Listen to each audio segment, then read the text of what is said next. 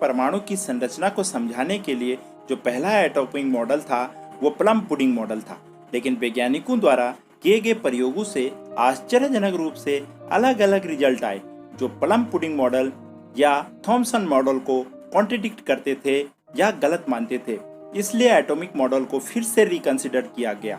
इसके लिए सबसे पहले सन 1911 में अर्नेस्ट रदरफोर्ड ने परमाणु मॉडल को समझाने के लिए गोल्ड फॉइल प्रयोग किया।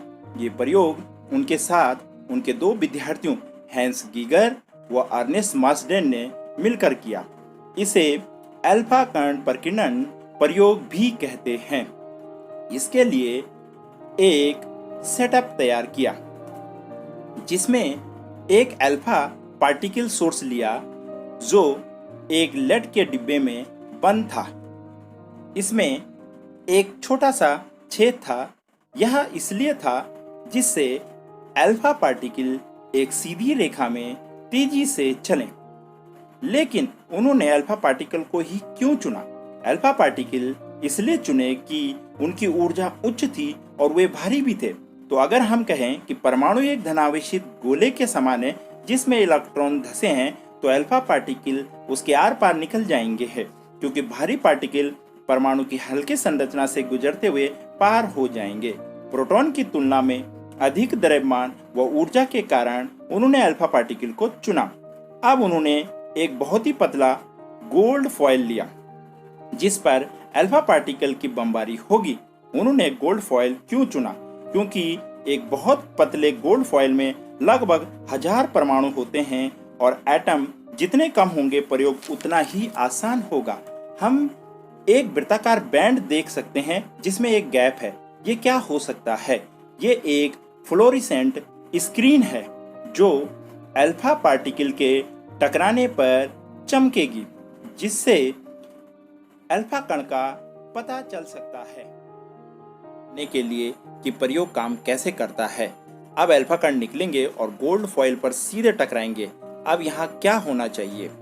जैसा कि हम जानते हैं कि थॉमसन का मॉडल बताता है कि एटम एक धनावेशित गोला है और इलेक्ट्रॉन उसमें धंसे होते हैं, इसलिए अल्फा कण सीधे एटम के पार होकर स्क्रीन या डिटेक्टर पर टकराएंगे। पर ऐसा क्यों? क्योंकि अल्फा कण का द्रव्यमान धनावेशित चार्ज से यानी प्रोटॉन से ज्यादा है। इसका मतलब ये सीधे एटम से टकराकर आगे बढ़ जाने चाहिए और इस प्रकार से इसमें छोटे से ही विक्षेपण यानी डेविएशन की उम्मीद होगी। पर क्या ऐसा है? नहीं। रदरफोर्ड रिजल्ट देखकर हैरान रह गए। उन्हें क्या रिजल्ट मिले? उन्होंने देखा कि तेज अल्फा कण सीधे गोल्ड फॉइल से निकलकर स्क्रीन पर टकराते हैं, लेकिन कुछ पार्टिकल छोटे कोण पर विक्षेपित हो गए और अंत में वो ये देखकर हैरान हो गए कि लगभग 2000 में से एक अल्फा पार्टिकल वापस लौट आया, रिबाउंड हो गया। इन 3 प्रेक्षणों ने रदरफोर्ड को सोचने पर मजबूर कर दिया कि थॉमसन मॉडल सही नहीं था। उनके निष्कर्ष के आधार पर वो नया मॉडल लेकर के आए। प्रेक्षणों को समझने के लिए एक आसान सा एग्जाम्पल लेते हैं। चलिए मान लेते हैं हमारे पास एक कॉटन से बनी बॉल है। बॉल में जो कॉटन है वो बहुत ही कम मात्रा में है और उसके सेंटर में एक बहुत ही छोटा गोला स्थित है। ये गोला इतना हार्ड है कि ये एक बुलेट शॉट को रोक सकता है। अब क्या होगा? यदि आप बहुत सारे बुलेट्स इस कॉटन बॉल के आर पार मारे तो इनमें से काफी कॉटन की सरफेस के आर पार निकल जाएंगे। क्या होगा? एक बुलेट इस बीच के गोले के एज को हिट करे तो इस केस में बुलेट अपनी पाथ थोड़ी सी बदल लेगी और विक्षेपित हो जाएगी। तो बीच के गोले के साइज को देखकर ये जाहिर है कि कुछ बुलेट विक्षेपित होंगी। अंत में क्या होगा? जब एक बुलेट सेंटर को डायरेक्ट हिट करे तो ये कहने की जरूरत नहीं है कि ये वापस बाउंस होगी, क्योंकि हम जानते हैं कि बीच का गोला बहुत हार्ड है एक बुलेट को उसके आर पार होने के लिए, इसलिए बहुत कम बुलेट वापस बाउंस होंगी। ये रदरफोर्ड ने जो एटॉमिक स्ट्रक्चर के बारे में सोचा समझा था उसके समान निष्कर्ष ये था कि ज्यादातर भाग में परमाणु खाली होता है। ये इसलिए कि ज्यादातर अल्फा पार्टिकल एटम के आर पार आसानी से निकल रहे थे और स्क्रीन को हिट कर रहे थे। अब ज्यादातर स्पेस एटम के अंदर खाली है तो पॉजिटिव चार्ज कहाँ स्थित होगा? ये दूसरा निष्कर्ष है। पॉजिटिव चार्ज एक छोटे से भाग में स्थित है। ये एटम के अंदर बहुत कम जगह घेरता है। अब उन्होंने ऐसा क्यों सोचा? चलें हमारे कॉटन बॉल और बुलेट एग्जाम्पल पर वापस चलते हैं। जी हाँ, बुलेट एज पर एक छोटे से भाग को हिट करने के बाद विक्षेपित होती है और वो रिबाउंड होगी जब वो सेंटर को हिट करेगी। यही व्याख्या इसके लिए भी सही है। थोड़े से अल्फा पार्टिकल विक्षेपित होते हैं, इसका मतलब यहाँ संभावना है कि ये गोले के एज को हिट करेंगे। और एक और संभावना ये है कि पॉजिटिवली सेंटर अल्फा पार्टिकल को रिपेल यानी प्रतिकर्षित करता है, क्योंकि वो पॉजिटिवली चार्ज है और बहुत कम अल्फा पार्टिकल वापस आए। इसका मतलब यहाँ संभावना है कि इन अल्फा पार्टिकलों ने पॉजिटिव सेंटर को डायरेक्ट हिट किया होगा, लेकिन इन अल्फा पार्टिकलों की संख्या बहुत कम है।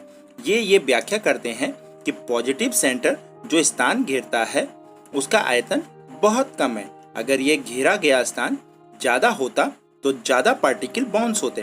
तो मान लेते हैं कि ये फॉइल में गोल्ड पार्टिकल हैं। उन्होंने देखा कि ज़्यादातर रेज एटम्स के आर पार निकल जाती हैं, कुछ रेज अपना पाथ बदल देती हैं और विक्षेपित यानी डिफ्लेक्ट हो जाती हैं। अंत में बहुत कम पार्टिकल वापस आते हैं। इन रिजल्ट के कारण रदरफोर्ड एक नए परमाणु मॉडल के साथ आए। चलें उनके द्वारा आगे रखे गए हाइपोथेसिस को देखते हैं। पहला, परमाणु में एक धनावेशित केंद्रीय भाग होता है जिसे नाभिक कहते हैं और परमाणु का लगभग पूरा द्रव्यमान नाभिक में होता है। दूसरा, इलेक्ट्रॉन नाभिक के चारों ओर वृत्तीय पथ पर घूमते हैं। तीसरा, नाभिक का आकार परमाणु के आकार की तुलना में बहुत ही छोटा होता है। रदरफोर्ड के मॉडल की कमियां।